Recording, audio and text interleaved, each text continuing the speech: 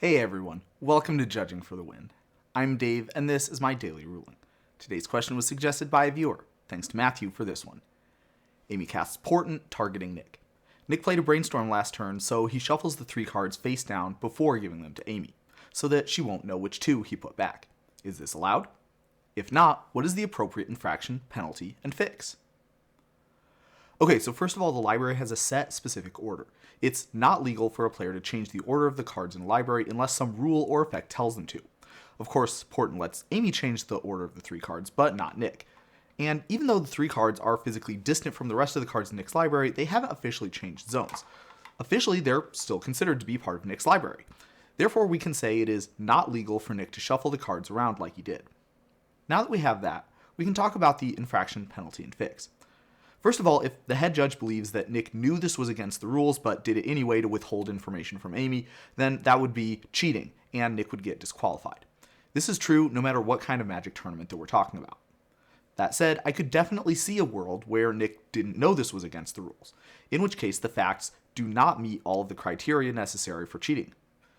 Determining the correct infraction in this sort of case is interesting by itself. I had a ruling a couple of years ago where I talked about what to do if a player illegally cut their opponent's deck after they put 3 back with the ponder. I think that a lot of the discussion here is relevant to this case too, and particularly the part about whether the correct infraction should be a game rule violation or a hidden card error.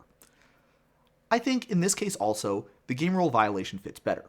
Briefly, this is because the root cause of the infraction isn't Nick messing up the process of something he was supposed to do. Rather, it was him doing something that he erroneously thought that he would be able to do. Philosophically, this kind of case isn't really similar to the kinds of cases that hidden card error was designed to handle.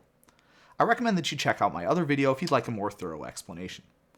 Given that GRV is the correct infraction, the fix would be to back up to the point immediately before the error. Astute viewers may have noticed that there's, well, a practical problem here in that there's only one person who knows how to properly rewind the game state. Can we really trust Nick here? And, well, putting aside the fact that our only choice is between doing that and nothing, in my experience as a judge, the answer is that yes, we actually can trust him. However, a caveat is that there's a couple of things that the judge can do to frame the question in a way that increases the chances of a positive outcome. First, I would ask Nick what the cards were away from the table. My rationale for this is that a lot of players have this subconscious pattern where they want to conceal information from their opponent.